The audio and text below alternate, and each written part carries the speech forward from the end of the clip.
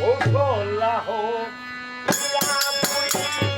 করিলে দামন রে আমার করে রবি তাকে মন রে আমার কৌশলা হোক ইয়া বুড়ি করিলে দামন রে আমার করে রবি তাকে দিল দর্শন রে আমার